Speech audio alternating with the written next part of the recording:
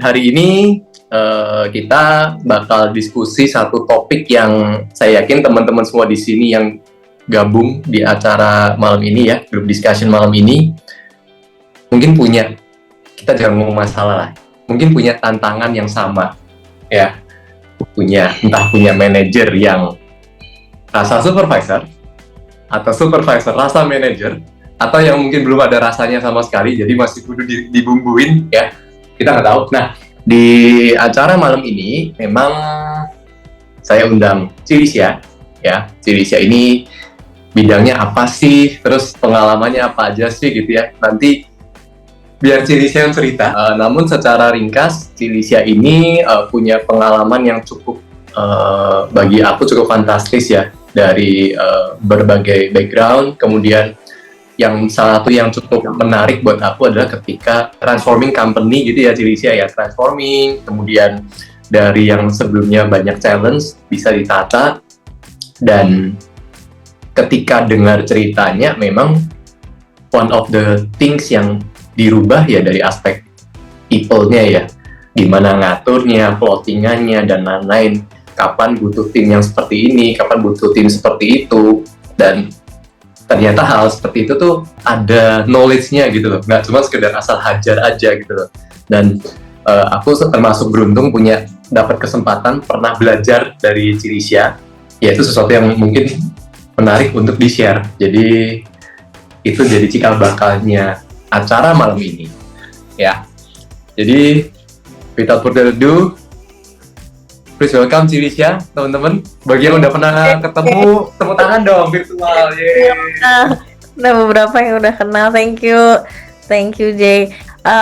Hari ini mungkin aku sharing sedikit tentang pengalaman mengurus orang yang cukup banyak gitu, dan di beberapa jurisdiksi. Mungkin nanti kalau teman-teman banyak pertanyaan juga bisa kita diskusiin bareng. Hari ini mungkin konsepnya lebih ke peer learning. Sedikit perkenalan, jadi mungkin kalau ada yang mau raise hand gitu ya, pernah nggak ngerasa kayak gini gitu, pusing ngurusin orang itu tuh kayaknya nggak pernah selesai gitu urusannya, dan seringkali akhirnya kita ngerasanya kayak gini. Dulu saya ngerasanya gini, kayaknya kalau ngasih tahu ke manajer gitu ya, apalagi kalau manajer beda kota, beda kantor, beda cabang, tuh kayak yang, ini orang ngerti nggak sih instruksinya apa, karena sebulan kemudian yang kembali hasil kerjanya tuh kok nggak sesuai sih sama apa yang diharapkan. Nah, kenalan dulu. Kalau misalnya kenalan, tadi katanya Jay, kalau dibacain lama, saya juga kalau ngebacain lama, jadi mendingan gambar aja gitu. Perjalanan hidup saya kurang lebih kayak gini.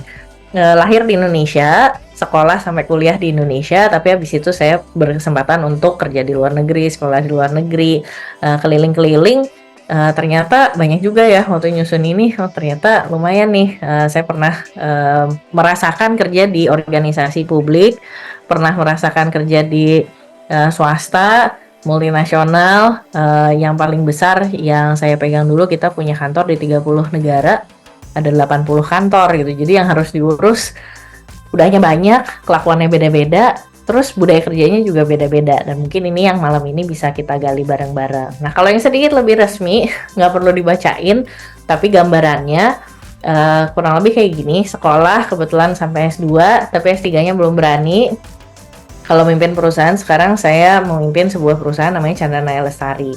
Dan Chandranaya Lestari ini sebenarnya merupakan bagian dari grup Pranata Karya Santosa, jadi Prakarsa, grup manufacturing, agriculture, machinery, equipment terbesar di Indonesia. Udah 80 tahun lebih gitu, jadi kita udah cukup lama.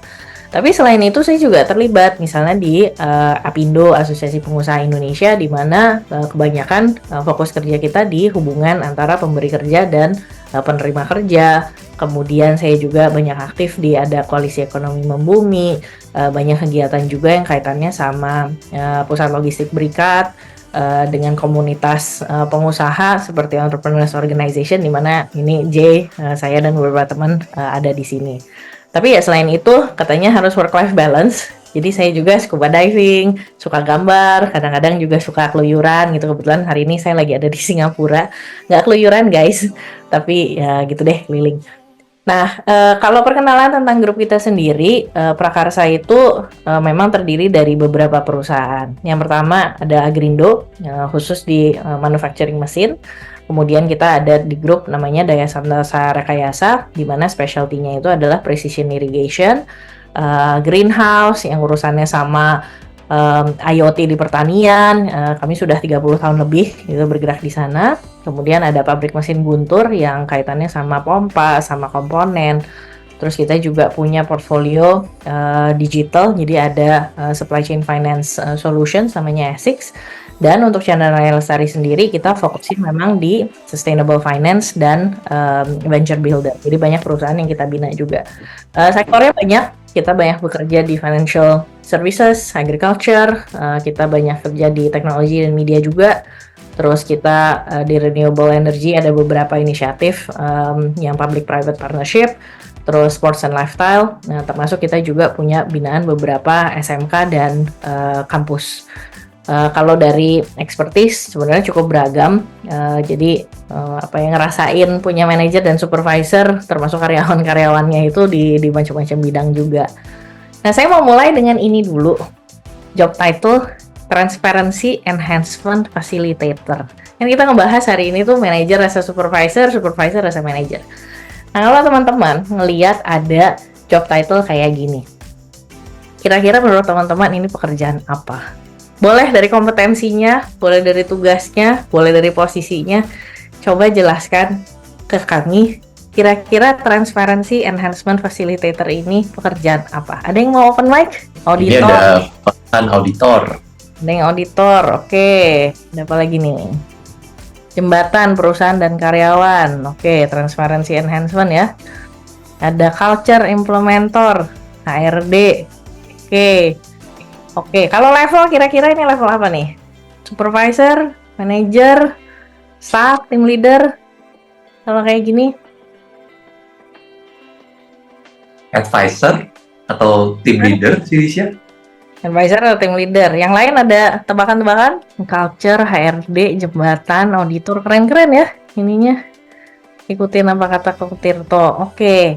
Jadi guys, kakak-kakak, teman-teman sekalian, Transparency Enhancement Facilitator ini adalah tukang bersihin jendela.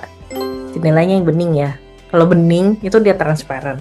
Karena dia tugasnya adalah meningkatkan kebeningan jendela, makanya dibilang enhancement facilitator. Ayo guys, kalau misalnya kita punya nih title supervisor, manager, fasilitator, sebenarnya itu nggak jaminan merefleksikan pekerjaan dia itu sehari-harinya apa. Ini aku kasih contohnya gini, titlenya boleh nih J, Transparency Enhancement Facilitator, tapi ternyata hari-harinya itu kerjaannya sangat sederhana, cuma bersihin jendela gitu, dan instruksi yang dikasih ke dia cuma jendelanya yang bening ya gitu, make sure.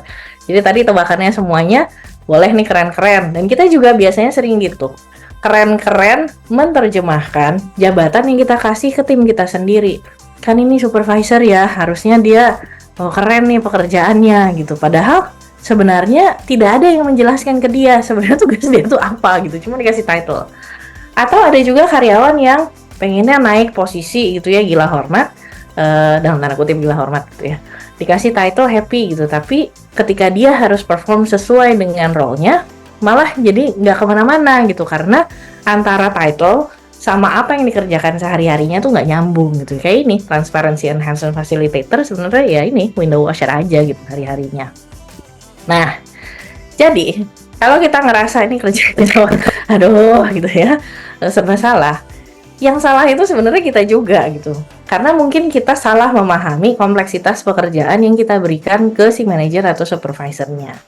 Sementara ketika kita definisikan, maka si talenta itu jadi ketahuan nih, oh posisi dia memang transparency facilitator, menjembatani gitu sebagai fasilitator. Nah, title-nya sesuai gitu, oke dia jadi fasilitator. Tapi kalau misalnya dia window washer, cuma dibilang ini transparency facilitator, nah di situ yang kita salah memahami kompleksitas pekerjaan itu, sehingga ada title yang kita berikan sebagai lip service sebenarnya, tanpa mendefinisikan sebenarnya si posisi ini tuh butuhnya orang yang kayak gimana gitu secara skill setnya. Akhirnya kemana-mana. Nah, muncul deh si Mamang ini gitu ya.